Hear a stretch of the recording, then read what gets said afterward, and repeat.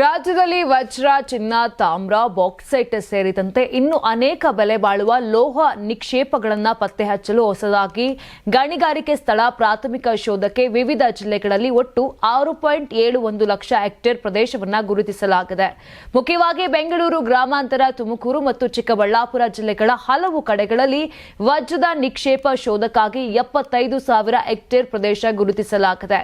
ಧಾರವಾಡ, ಚಾಮರಾಜನಗರ ಜಿಲ್ಲೆಗಳಲ್ಲಿ ಚಿನ್ನದ ನಿಕ್ಷೇಪ ಶೋಧನೆಗಾಗಿ ತಲಾ 10,000 ಹೆಕ್ಟೇರ್ ಪ್ರದೇಶವನ್ನು ಆಯ್ಕೆ ಮಾಡಲಾಗಿದೆ. ಅದೇ ರೀತಿ ವಿಜಯನಗರ ಜಿಲ್ಲೆಯಲ್ಲಿ ಬಾಕ್ಸೈಟ್ ಮತ್ತು ತಾಮ್ರ ನಿಕ್ಷೇಪ ಪತ್ತೆಗೆ 22,000ಕ್ಕೂ ಹೆಚ್ಚು ಹೆಕ್ಟೇರ್, ರಾಮನಗರ, ಹಾಸನ, ಬಾಗಲಕೋಟೆ, ರಾಯಚೂರು, ಯಾದಗಿರಿ, ತುಮಕೂರು ಜಿಲ್ಲೆಗಳಲ್ಲಿ ಭೂಗರ್ಭದಲ್ಲಿನ ಅಪರೂಪದ ವಸ್ತು ಮತ್ತು ಲೋಹಗಳ ಪತ್ತೆಗೆ ತಲಾ 10ರಿಂದ 12,000 ಹೆಕ್ಟೇರ್ ಪ್ರದೇಶಗಳನ್ನು ಗುರುತಿಸಲಾಗಿದೆ. ಅಷ್ಟೇ ಅಲ್ಲದೆ ಪ್ರಾಥಮಿಕ ಶೋಧಕ್ಕೆ ಒಟ್ಟಾರೆ 2.95 ಲಕ್ಷ ಹೆಕ್ಟೇರ್ ಪ್ರದೇಶವನ್ನು ನಿಗದಿಪಡಿಸಲಾಗಿದೆ. ರಾಯಚೂರು, ಕಲಬುರಗಿಯಲ್ಲಿ ಯುರೇನಿಯಂ ಶೋಧಕ್ಕಾಗಿ ಸಾವಿರಾರು ಹೆಕ್ಟೇರ್ ಪ್ರದೇಶವನ್ನು ಆಯ್ಕೆ ಮಾಡಲಾಗಿದೆ.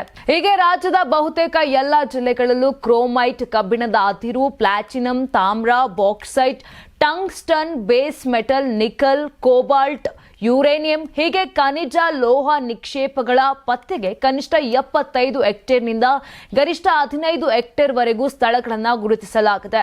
ರಾಜ್ಯದಲ್ಲಿ ಮುಖ್ಯ ಖನಿಜಗಳಿಗೆ ಸಂಬಂಧಪಟ್ಟಂತೆ 24,911 ಹೆಕ್ಟೇರ್ ಹಾಗೂ ಉಪ ಖನಿಜಗಳಿಗೆ ಸಂಬಂಧಪಟ್ಟಂತೆ 7,537 ಹೆಕ್ಟೇರ್ ಪ್ರದೇಶ ಸೇರಿ ಒಟ್ಟು 32,449 ಹೆಕ್ಟೇರ್ ಪ್ರದೇಶದಲ್ಲಿ ಗಣಿಗಾರಿಕೆ ನಡೆಯುತ್ತಿದೆ.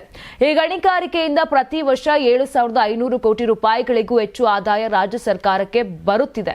ಕಳೆದ 3 ವರ್ಷಗಳಲ್ಲಿ ಸಂಗ್ರಹವಾದ ರಾಜಧನವನ್ನ ನೋಡುವುದಾದರೆ 2023-24ರಲ್ಲಿ 7,324 ಕೋಟಿ, 2024-25ರಲ್ಲಿ 7,698 ಕೋಟಿ ರೂಪಾಯಿ ಮತ್ತು 25-26ರಲ್ಲಿ 5,332 ಕೋಟಿ ರೂಪಾಯಿ ಸಂಗ್ರಹವಾಗಿದೆ. ಯಾರಾಗ್ತಾರೆ ಎಂಎಲ್ಎ ಅಭ್ಯರ್ಥಿ 2028 ಶೀಘ್ರದಲ್ಲೇ. ಪ್ರತಿದಿನ ಒಂದೊಂದು ಕ್ಷೇತ್ರದ ಟಿಕೆಟ್ ಆಕಾಂಕ್ಷಿಗಳ ಸಂಪೂರ್ಣ ಮಾಹಿತಿ ಪೊಲಿಟಿಕಲ್ ಜರ್ನಲಿಸ್ಟ್ ಕೆಎಂ ಶಿವಕುಮಾರ್ ಅವರಿಂದ. ಕರ್ನಾಟಕದ ನಂಬರ್ 1 ಡಿಜಿಟಲ್ ಮೀಡಿಯಾ ನಿಮ್ಮ ನೆಚ್ಚಿನ ಕರ್ನಾಟಕ ಟಿವಿಯಲ್ಲಿ ಮಾತ್ರ.